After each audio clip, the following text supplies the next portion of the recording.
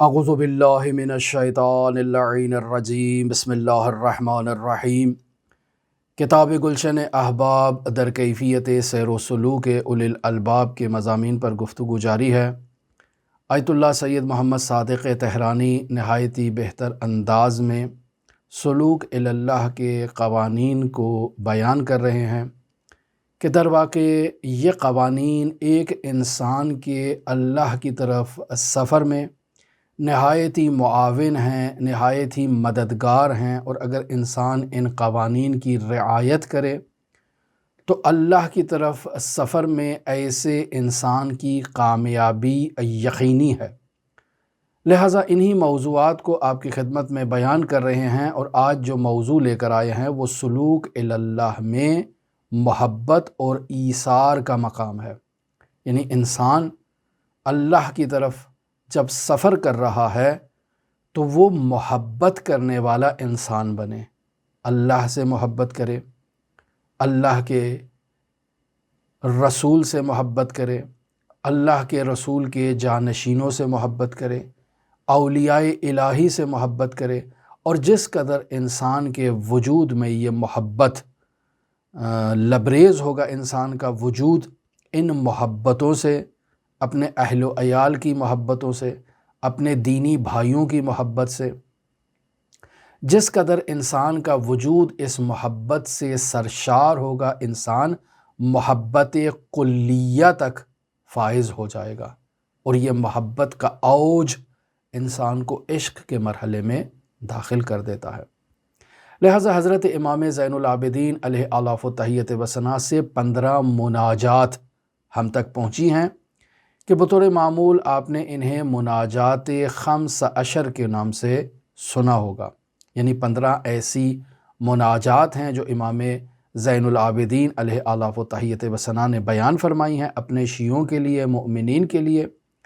اور اگر ان مناجات کی قراءت کی جائے تو ان مناجات کے مضامین نہایت ہی عالی مضامین ہیں، پر مغز مضامین ہیں، اور سیر و سلوک کے اساتید عرفاء ان مناجات پر خاص توجہ دیا کرتے تھے۔ بعض سالکین ان مناجات کو ہر روز پڑھنے کا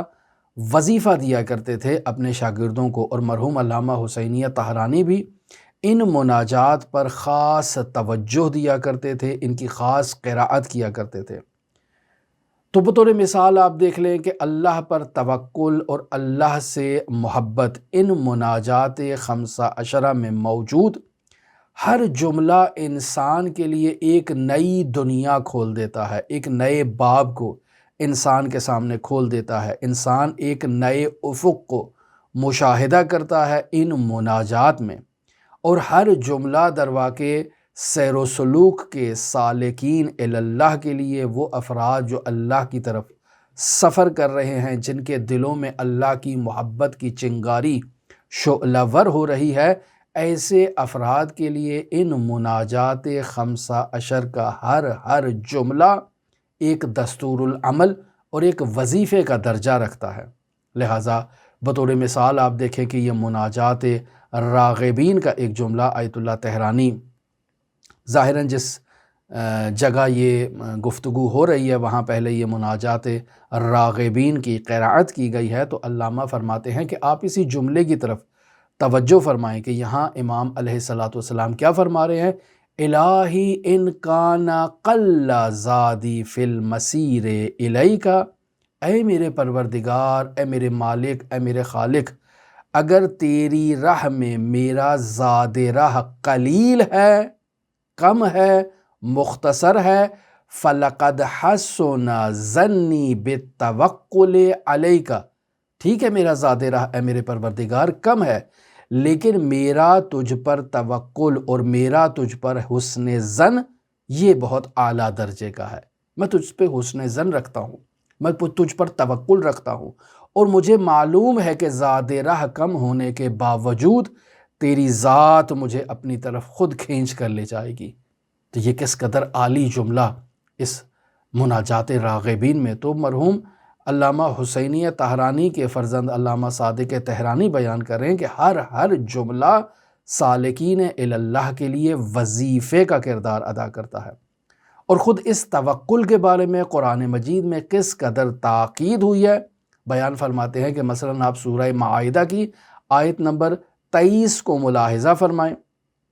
ارشاد ہوتا ہے وَعَلَى اللَّهِ فَتَوَكَّلُوا إِن كُنتُم مُؤْمِنِينَ۔ سادہ اگر ترجمہ کیا جائے تو یوں کہا جا سکتا ہے کہ اگر تم مؤمن ہو تو اللہ پر بھروسہ کرو، اللہ پر اعتماد کرو۔ لیکن اگر اس کا علمی ترجمہ کیا جائے تو گویا کہ اس انداز میں محاورے سے ہٹ کر ہم بیان کر سکتے ہیں کہ اگر تمہیں اللہ پر ایمان ہے، یعنی کیا مطلب؟ یعنی اللہ کی قدرت پر، اللہ کے ایمان پر اور اس کے عظیم منبع ایمان پر تمہیں اگر بھروسہ ہے، اعتماد ہے، تو خود اپنے توکل سے باہر نکلو اور اللہ کی ہستی پر اور اللہ کی ذات پر توکل کرو۔ بہت کم افراد ایسے موجود ہیں کہ جن کا توکل بہت اعلیٰ کوالٹی کا ہے، بہت اچھے درجے کا ہے، بہت بلند معیاری توکل کے وہ حامل افراد ہیں۔ البتہ توکل کی بھی جو ہے وہ انواع و اقسام ہیں، یعنی یوں کہا جائے علمی اعتبار سے، فنی اعتبار سے، کہ توکل کا تعلق فلسفی اصطلاح کے مطابق مقولہ تشکیک سے ہے، یعنی اس توکل میں بھی شدت اور ضعف پائی جاتی ہے۔ بعض توکل کے مراحل ایسے ہیں جس میں انسان کمزور ہوتا ہے، اور پھر ایک ایسا مرحلہ آتا ہے جس میں انسان متوسط درجے پر فائز ہوتا ہے، اور ایک ایسا مرحلہ آتا ہے کہ انسان کا توکل اعلیٰ کوالٹی کا حامل ہوتا ہے۔ مؤمنین میں یہ توکل موجود ہوتا ہے، البتہ بعض مؤمنین میں توکل کمزور مرحلے کا ہوتا ہے اور بعض میں نہایتی مضبوط درجے کا یہ توکل ہوتا ہے۔ اللہ کے رسول، ائمہ معصومین علیہ الصلاۃ والسلام، اولیاء الہی کے ساتھ محبت، اپنے دل میں ان سے عقیدت۔ بعض لوگوں کے وجود میں یہ محبت بہت زیادہ ہوتی ہے، شدت درجے کی ہوتی ہے، اور اس قدر یہ محبت شدید ہوتی ہے کہ عشق کے مرحلے میں داخل ہو جاتے ہیں یہ لوگ، اور بعض میں یہ محبت کمزور ہوتی ہے۔ پس جس طرح سے محبت مقولہ تشکیک سے ہے، یعنی اس میں شدید درجہ بھی پایا جاتا ہے، متوسط درجہ بھی پایا جاتا ہے، کمزور درجہ بھی پایا جاتا ہے، عین اسی طرح سے توکل بھی ذو مراتب ہے، اس میں بھی ایسے انواع و اقسام ہیں۔ خداوند متعال سورہ بقرہ کی آیت نمبر 200 میں ارشاد فرماتا ہے فَإِذَا قَضَيْتُم مَنَاسِكَكُمْ، کہ جب تم اپنی عبادات اور اپنے حج کے اعمال کو مکمل کر لو، بجا لے آؤ، فَاذْكُرُوا اللَّهَ كَذِكْرِكُمْ آبَاءَكُمْ، تو پھر اللہ کو ایسے ہی یاد کرو جس طرح تم اپنے آباء و اجداد کی محبت میں انہیں یاد کرتے ہو۔ ایسا تصور نہ کرو کہ اب حج کے اعمال ختم ہو چکے ہیں، اب اللہ کو یاد کرنے کی ضرورت نہیں ہے۔ نہیں، جیسے تم اپنے آباء و اجداد سے محبت کرتے ہوئے انہیں یاد کرتے ہو، ان کا تذکرہ کرتے ہو، عین اسی طرح سے اللہ تبارک و تعالیٰ سے بھی محبت کرو، اللہ تبارک و تعالیٰ کا بھی ذکر کرو۔ پھر فرما رہے ہیں او اشد ذکراً، کہ جس طرح تم اپنے آباء و اجداد کا ذکر کرتے ہو، اللہ کا ذکر ایسے نہ کرو، او اشد ذکراً، بلکہ اللہ کا ذکر اس سے بھی زیادہ شدت کے ساتھ کیا کرو۔ اللہ کو ایسے ہی یاد کرو۔ انسان اپنی زبان سے، اپنے دل سے اللہ کی طرف متوجہ ہوتا ہے یا اللہ کی طرف متوجہ نہیں ہوتا ہے؟ اپنے آباء و اجداد کی طرف انسان کی زیادہ توجہ ہوتی ہے یا اللہ کی طرف انسان کی زیادہ توجہ ہوتی ہے؟ تو یقینی بات ہے اگر انسان کی توجہ اپنے آباء و اجداد کی طرف زیادہ ہو، اللہ کی طرف توجہ کم ہو، تو یہ او اشد ذکرن کا مصداق نہیں ہے یہ۔ لہٰذا ہم مشاہدہ کرتے ہیں خداوند متعال سورہ توبہ کی آیت نمبر 24 میں ارشاد فرما رہا ہے قل، اے میرے حبیب ان لوگوں سے یہ کہہ دیجئے۔ یہاں خداوند متعال اپنی غیرت الہیہ کا اظہار کر رہا ہے۔ قل، اے میرے حبیب ان لوگوں سے کہہ دیجئے ان کان آباؤکم و ابناؤکم و اخوانکم و ازواجکم، اے میرے حبیب ان لوگوں سے کہہ دیجئے کہ تمہارے آبا، تمہارے بیٹے، تمہارے بھائی، تمہاری بیویاں، وعشیرتکم، اور تمہارے جو برادری سسٹم ہے، تمہاری جو برادری ہے، واموال اقترفتموہا، اور وہ اموال جو تم کماتے ہو اور تمہارے پاس ہیں، او تجارت تخشون کسادہا، اور وہ تجارت جس کے بند ہونے کا تمہیں خوف ہے، ومساکن ترضونہا، اور تمہاری وہ پسندیدہ مکانات، وہ پراپرٹی، وہ جائیداد، احب الیکم من اللہ ورسولہ وجہاد فی سبیلہ، اگر یہ تمام چیزیں یعنی تمہارے جو ہے وہ عزیز و اقارب، تمہارے اموال، تمہاری پراپرٹی، تمہارے مکانات اور یہ تمہاری تجارت، یہ تمہارے نزدیک احب الیکم زیادہ محبوب ہیں، کس سے زیادہ محبوب ہیں؟ من اللہ، اللہ سے زیادہ تم ان چیزوں سے محبت کرتے ہو، اللہ کے رسول کی نسبت تم ان چیزوں سے زیادہ محبت کرتے ہو، اللہ کی راہ میں جہاد فی سبیل اللہ سے تم ان چیزوں سے زیادہ رغبت رکھتے ہو اور محبت رکھتے ہو، تو پھر کیا ہے؟ فتربصوا، تو ٹھہر جاؤ، حتی یأتی اللہ بامرہ، یہاں تک کہ اللہ کا حکم تمہارے پاس پہنچ جائے، واللہ لا یہدی القوم الفاسقین، کہ اللہ قوم فاسق کی رہنمائی نہیں کرتا ہے۔ پس معلوم ہو گیا کہ جن کے دلوں میں اللہ کی محبت کم ہے اور دوسرے لوگوں کی محبت زیادہ ہے، خداوند متعال ایسے لوگوں کے بارے میں فرما رہا ہے واللہ لا یہدی القوم الفاسقین، کہ اللہ قوم فاسق کی ہدایت نہیں کرتا ہے۔ پس ایسے افراد جن کے دلوں میں اللہ کی محبت کم ہے دوسرے افراد کی نسبت، تو پھر ایسے افراد فاسق افراد ہیں۔ پس ان امور میں سے کوئی ایک بھی اللہ کے مد مقابل آ کر قیام کرنے کی اور ٹھہرنے کی صلاحیت رکھ سکتا ہے؟ نہیں، ہرگز نہیں۔ کیوں نہیں رکھ سکتا ہے؟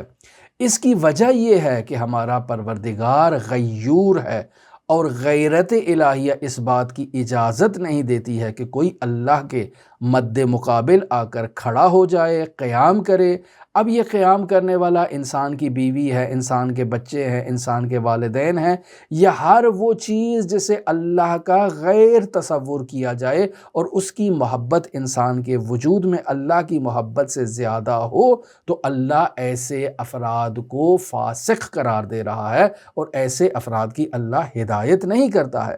اس کا ہرگز یہ مطلب نہیں ہے کہ ان لوگوں سے محبت نہ کی جائے، نہیں، سب ان لوگوں سے جو محبت کی جا رہی ہے وہ اللہ کی محبت کے طول میں ہونی چاہیے، یعنی کمتر ہونی چاہیے، اللہ کی محبت کے عرض میں اور برابری میں نہیں ہونی چاہیے۔ پس برابری کا مطلب یہ ہے کہ انسان اللہ سے بھی محبت کرتا ہے، اپنے بیٹے سے بھی محبت کرتا ہے، اور اللہ کی محبت اور بیٹے کی محبت بطور مساوی ہے، یعنی 50% اللہ سے محبت ہے، 50% بیٹے سے محبت ہے، دونوں میں تساوی کی نسبت پائی جا رہی ہے۔ یہ ہے محبت عرض میں، یہ اللہ کو قبول نہیں ہے، غیرت الہیہ اس بات کی اجازت نہیں دیتی ہے۔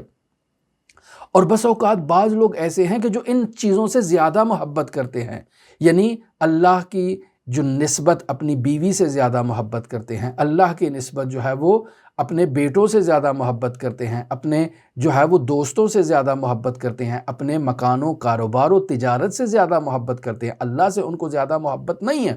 تو جب ایسے ہے تو پھر ایسے افراد در واقع فاسق افراد ہیں۔ آپ نے مشاہدہ کیا ہوگا کہ گزشتہ دنوں ایک انسان حضرت امام علی ابن موسیٰ رضا کی اہانت کرتے ہوئے وہ ذریعہ اقدس کے اوپر چھت پہ جا کر کھڑا ہو گیا اور جا کر امام رضا کو اونچی اونچی آواز میں کہنے لگا کہ میری بیوی کو شفا دو، یعنی اس کے دل میں اپنی بیوی کی محبت امام علی ابن موسیٰ رضا کے احترام سے زیادہ تھی کہ وہ ذری کو کراس کرتا ہوا چھت پہ جا کر کھڑا ہو گیا اور بے ادبانہ انداز میں امام کو مخاطب قرار دے کر کہتا ہے کہ میری بیوی کو شفا دو، یعنی اس کی بیوی سے محبت، علی ابن موسیٰ رضا کی محبت سے اس کے وجود میں بیوی کی محبت زیادہ تھی، جو امام کے احترام کو پامال کرتے ہوئے ذری پر چلا گیا۔ تو اگر ایسا مسئلہ آ جائے کہ امر دائر ہو دو چیزوں کے درمیان، یعنی رسول خدا کی حکم کی اطاعت کرنا ہے کہ اللہ کا رسول جہاد کا حکم دے رہا ہے تو اللہ کے رسول کی اطاعت کی جا سکتی ہے، یا بیوی بچوں کی محبت میں انسان جہاد سے راہ فرار اختیار کرے، تو امر ان دو چیزوں کے اوپر اگر دائر ہو جائے کہ یا اللہ کے رسول کا حکم اختیار کرے اور انتخاب کرے، یا مد مقابل وہ اللہ کے رسول کا حکم رد کر دے اور اپنے بیوی بچوں کی محبت کو اختیار کرے، تو پھر اگر ایسا ہو تو اگر انسان پست فطرت ہے، فاسقین کا مصداق ہے، تو وہ اللہ کے رسول کے حکم جہاد کو پیروں کی نوک پر رکھے گا، ٹھوکر مارے گا اور بیوی بچوں کی محبت کو انتخاب کرے گا، ایسا فرد فاسق ہے۔ اور اگر اس کے وجود میں اللہ کے رسول کی، اللہ کی محبت شدید ہے بیوی بچوں سے، تو وہ ہرگز انہیں ایکسیپٹ نہیں کرے گا، اللہ کے حبیب کی طرف جو ہے وہ لبیک لبیک کہہ کر قدم بڑھائے گا۔ مثال کس کی دی جا سکتی ہے؟ حنظلہ غسیل الملائکہ۔ یہ کون شخص تھا؟ یہ رسول خدا صلی اللہ علیہ وآلہ وسلم کا ایک ایسا جوان صحابی جس کا نام حنظلہ بن ابی عامر، یہ قبیلہ اوس سے اس کا تعلق تھا۔ اس کی شادی ہوتی ہے، شب زفاف اپنی بیوی کے پاس جاتا ہے، رات اپنی بیوی کے پاس گزارتا ہے، صبح اسے خبر ملتی ہے کہ اسلام کا لشکر جنگ احد کے لیے نکل چکا ہے اور چلا گیا ہے۔ یہ فوراً اپنے بستر سے اٹھتا ہے اور فوراً اپنی تلوار اٹھا کر بھاگنا چاہتا ہے، لیکن اس کی زوجہ نے رات کو عالم رؤیا میں مشاہدہ کیا تھا کہ میرا شوہر اس جنگ میں جا کر شہید ہو جائے گا، لہٰذا اس کا دامن تھامتی ہے، 4 افراد کو بلاتی ہے جو بطور گواہی دیں کہ اس حنظلہ نے رات میرے ساتھ گزاری ہے اور اپنی شب زفاف کو اس نے کمپلیٹ کیا ہے۔ یہ حنظلہ جو ہے وہ بغیر غسل کیے ہوئے بھاگ جاتا ہے جنگ احد کی طرف اور میدان احد کی طرف، ابو سفیان پر غالب آ جاتا ہے۔ ابو سفیان کا سر اس کے بدن سے جدا ہی کرنے والا تھا کہ شداد بن اسود نامی شخص اس حنظلہ کو شہید کر دیتا ہے۔ تب رسول خدا حنظلہ کی شہادت کی خبر سنتے ہوئے فرماتے ہیں کہ ملائکہ اس وقت حنظلہ کو غسل دے رہے ہیں۔ یہ جو اپنی بیوی کے ساتھ زفاف کمپلیٹ کر کے آیا تھا اور اس کو غسل کرنا تھا، تو اب ملائکہ اسے غسل دے رہے ہیں، اور وہ بیوی جس نے عالم رؤیا میں حنظلہ کی شہادت کو مشاہدہ کیا تھا، 9 مہینے بعد عبداللہ بن حنظلہ کو اس دنیا میں لے کر آتی ہے، اور اس طرح سے عبداللہ اور عبداللہ کی باقی جتنی بھی نسل ہیں وہ بنی غسیل الملائکہ کے عنوان سے جو ہے وہ یاد کیے جاتے ہیں۔ لہٰذا یہ ایک عبداللہ ایک ایسے حنظلہ نامی باپ کا بیٹا تھا جو رسول خدا کے عشق میں سرشار تھا، لہٰذا ایسے عاشق مزاج صحابی کی اولاد ایک صالح اولاد ہوگی، ایک پاکیزہ اولاد ہوگی، لہٰذا یہ عبداللہ ایک صالح جو ہے وہ بندہ تھا، ایک بافضیلت انسان تھا، ایک عابد انسان تھا، ہمیشہ نظریں جھکا کر جو ہے وہ چلا کرتا تھا، اللہ کی زمین پر نہایتی مؤدب انداز میں یہ جو ہے سفر کیا کرتا تھا۔ لہٰذا آپ دیکھیں کہ حنظلہ نے صرف 1 رات اپنی بیوی کے ساتھ گزاری، اور جیسے ہی اس کو خبر ملتی ہے کہ لشکر اسلام حرکت کر چکا ہے، تو حنظلہ کے پاس جواز موجود تھا کہ ابھی کل ہی رات تو میری شادی ہوئی ہے، ابھی تو میں نے جو ہے وہ زفاف کا غسل بھی نہیں کیا ہے، میرے پاس مجوز موجود ہے، یہ حرکت جہاد کو مؤخر کر سکتا تھا، تاخیر کر سکتا تھا، میدان جہاد میں جانے کے لیے بہانہ پیش کر سکتا تھا، لیکن رسول خدا صلی اللہ علیہ وآلہ وسلم کی محبت اور حکم جہاد سے اس کا وجود سرشار تھا۔ اس قدر رسول خدا کی محبت کی جڑیں اس حنظلہ کے وجود میں مضبوط ہو چکی تھیں کہ وہ شب زفاف جو انسان کے لیے لذیذ ترین رات ہوتی ہے، اور پھر یہ 1 رات نہیں، اس کو انسان مزید آگے جاری رکھ سکتا ہے، ان سب کو ٹھوکر مار کر رسول خدا کی محبت میں حکم جہاد کو عملی جامہ پہنانے کے لیے میدان جہاد میں جاتا ہے اور جا کر شہید ہو جاتا ہے۔ اسے کہتے ہیں اللہ کی محبت کا انسان کے وجود میں شعلہ ور ہونا۔ لہٰذا یہ جو آیات آپ کی خدمت میں بیان کی، ان آیات میں خداوند متعال ہمیں کیا پیغام دینا چاہ رہا ہے؟ خداوند متعال ہمیں یہ پیغام دینا چاہ رہا ہے کہ اللہ کی محبت بیوی بچوں کی محبت پر رجحان رکھتی ہو۔ اس میں ہرگز یہ نہیں کہا جا رہا کہ انسان اپنے بیوی بچوں سے محبت نہ کرے، انسان اپنے اقربا سے محبت نہ کرے۔ اس قدر آپ اسلامی تعلیمات میں مشاہدہ کریں کہ بیوی بچوں سے محبت کی تاکید کی گئی ہے، ذوی الحقوق ذوی الارحام سے محبت کی تاکید کی گئی ہے۔ ہر وہ انسان جس کا حق انسان کی گردن پر ہے اس سے محبت کی تاکید کی گئی ہے۔ اس قدر تاکید کے باوجود انسان کیسے ان محبتوں کو نظر انداز کر سکتا ہے؟ یہ محبتیں ہونی چاہیے، لیکن کوئی بھی محبت اللہ کی محبت پر غالب نہیں آنی چاہیے۔ دینی بھائیوں سے محبت کے بارے میں دیکھیں، وہ دینی بھائی، وہ دوست جس کا انسان کی گردن پر حق ہے، اس سے انسان کو محبت ہونی چاہیے۔ آپ دیکھیں روایت میں بیان کیا جا رہا ہے سر اربعۃ امیال روح اخن فی اللہ، یعنی جاؤ 4 میل کا سفر طے کر کے جاؤ اپنے الہی دینی بھائی کی ملاقات کے لیے، اس کی زیارت کے لیے۔ اب آپ 4 میل کا سفر جو طے کر کے جائیں گے تو کس قدر اس ملاقات کا ثواب ہے۔ پس الہی دینی بھائیوں کی زیارت کا ثواب ہے۔ کون سے الہی دینی بھائی؟ وہ بھائی جو اللہ کی راہ میں انسان کے دوست بنے ہیں۔ اب چاہے انسان خود دینی بھائی سے ملاقات کے لیے جاتا ہے یا چاہے اس کی قبر پر 4 میل کا سفر طے کر کر انسان جاتا ہے اور جا کر اس کی قبر کی زیارت کرتا ہے۔ لہٰذا دیکھیں کہ حضرات ائمہ معصومین علیہم الصلاۃ والسلام کی روایات میں یہ مطلب ملتا ہے کہ جو ہمارے دوستوں اور اولیاء کی قبروں کی زیارت کرنے کے لیے جاتا ہے تو وہ ایسے ہی ہے جیسے اس نے ہماری قبروں کی زیارت کی ہے۔ لہٰذا جو شخص ہماری قبروں کی زیارت کے لیے نہیں پہنچ سکتا، اس کے لیے کوئی مشکلات ہیں، اس کے لیے کوئی زاد راہ موجود نہیں ہے، کاروان نہیں ہے، امنیت نہیں ہے، مختلف مسائل ہیں، وہ ہماری زیارت کے لیے نہیں آ سکتا تو اپنے اطراف میں صالح مؤمنین شیعوں کی قبور کی زیارت کرے، اسے ائمہ معصومین علیہم الصلاۃ والسلام کی زیارت کا ثواب مل جائے گا۔ کوئی امام رضا کی زیارت کے لیے آنا چاہتا ہے، کوئی حسین ابن علی کی زیارت کے لیے آنا چاہتا ہے، پیسے موجود نہیں ہیں، راستے بند ہیں، بارڈر بند ہے، مشکلات ہیں، انواع و اقسام کی مصیبتیں اور مشکلات انسان کو گھیر لیتی ہیں، تو انسان صالح اولیاء الہی کی قبور کو تلاش کرے، صالح مؤمنین کی قبور کو تلاش کرے، جو اسے ثواب مشہد میں آ کر ملنا تھا وہ وہاں پر امام رضا علیہ الصلوۃ والسلام کی زیارت کا اسے ثواب مل جائے گا۔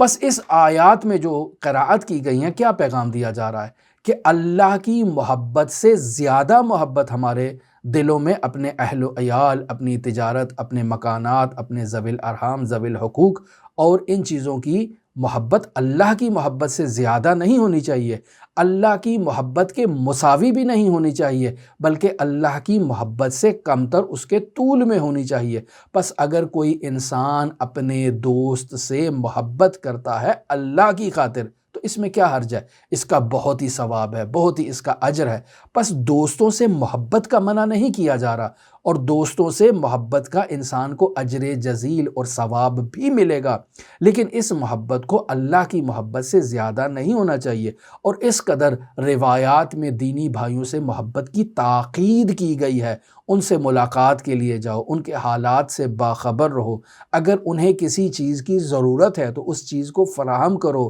ان کو حوصلہ دو، کیونکہ ہدف آپ لوگوں کا ایک ہی ہے، مقصد آپ لوگوں کا ایک ہی ہے، آپ سب اللہ کی طرف قدم بڑھا رہے ہیں، آہستہ آہستہ سلوک اللہ کے سفر کو طے کر رہے ہیں۔ پس اگر آپ اپنے دینی بھائی کو جو اللہ کی طرف سفر کرنے میں آپ کے ساتھ قدم بقدم چل رہا ہے، آپ اس دینی بھائی کی حوائج دنیا کو یا ضروریات دنیا کو یا ضروریات دینیا کو اگر آپ پورا کرتے ہیں تو در واقع آپ نے اللہ کو خوش کیا ہے، اور انسان کو اس کا اجر عظیم خداوند متعال عطا کرے گا۔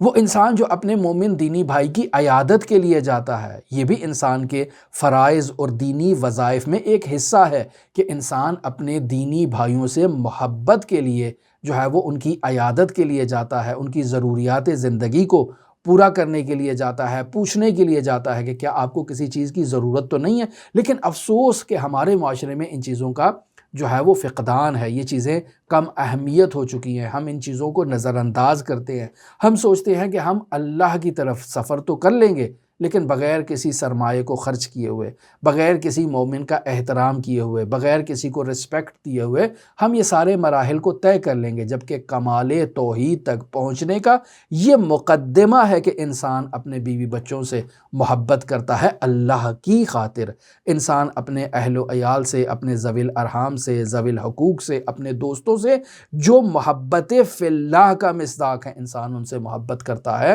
تاکہ اللہ تبارک و تعالیٰ ایسے انسان سے خوش ہو۔ تو جو انسان اس محبت کا یعنی اللہ کے طول میں اللہ سے کمتر ان ہستیوں سے اگر محبت کرتا ہے تو انسان در واقع محبت کلیہ الہیہ کے حصول کے لیے اس محبت کو مقدمہ قرار دیتا ہے، اور جب اس محبت کو مقدمہ قرار دیتا ہے تو یہ مقدمہ باعث بنے گی کہ انسان محبت کلیہ الہیہ کی وادی میں داخل ہو جائے گا، اور وہاں سے انسان پھر عشق کی مراحل میں داخل ہوگا۔ لہٰذا عزیزان محترم، یہ اللہ کی راہ میں محبت کرنا، اللہ کی راہ میں ایثار کرنا، اللہ کی راہ میں خرچ کرنا، یہ بہت ہی اہمیت کے حامل ہیں سلوک اللہ کی راہ میں۔ اور بطور معمول ہم دیکھتے ہیں کہ جو ہمارے اساتید ہیں جو ہمیں تعلیم خیر دے رہے ہیں، ہم ان کے بارے میں پوچھتے نہیں ہیں کہ آپ کو کسی چیز کی ضرورت تو نہیں ہے، کوئی آپ کی حاجت تو نہیں ہے۔ وہ جو ہمارے کلاس فیلو ہیں ہم ان سے پوچھتے ہی نہیں ہیں، ان کی حالات ہی نہیں سے باخبر ہی نہیں ہوتے ہیں۔ وہ جو ہمارے عزیز و اقربا ہیں جن کے ساتھ محبت فی اللہ کی محبت کا مصداق ہے اور اللہ سے کمتر درجے کی ہے، اور یہ محبت بھی اللہ کی راہ میں ہے اور محبت کلیہ الہیہ کا مقدمہ ہے، ہم ان کے بارے میں پوچھتے ہی نہیں ہیں، ان سے غفلت اختیار کرتے ہیں۔ تو نتیجہ کیا نکلتا ہے؟ نتیجہ انسان کے لیے قبض کی صورت میں نکلتا ہے۔ نتیجہ کیا نکلتا ہے؟ نتیجہ یہی نکلتا ہے کہ انسان وہ جو سعادت عظمیٰ کے سفر پر گامزن ہونا تھا، جو انسان نے ترقی کرنا تھی، انسان اس ترقی سے محروم ہو چکا ہے۔ لہٰذا دعا گو ہیں کہ خداوند متعال ہمیں ان نایاب نقاط پر توجہ رکھنے کی توفیق دے کہ ہم سلوک اللہ کے تمام مراحل میں اللہ کی طرف جب سفر کر رہے ہوں تو ان تمام نقاط کا جو استاد سلوک اللہ آیت اللہ علامہ صادق طہرانی نے اپنے اساتید سے سیکھ کر ہمیں تعلیم دیے ہیں، ہم ان تمام مراحل میں ان مقدمات کی رعایت کریں، ان کی طرف متوجہ ہوں اور کامیابی کے ساتھ اللہ تبارک و تعالیٰ کے عشق کے مرحلے پر داخل ہوں، اور پھر یہ عشق کے کمال میں فنا فی اللہ اور بقا باللہ کے مرتبے پر فائز ہوں۔ دعا گو ہیں خداوند متعال منجی عالم بشریت حضرت صاحب العصر، صاحب الامر، صاحب الزمان کے ظہور میں تعجیل فرمائے، اور ہمیں حضرت کے اصحاب و اعوان و انصار کی فہرست میں شمار فرمائے۔ اللہم صل علی محمد و آل محمد وعجل فرج قائم آل محمد۔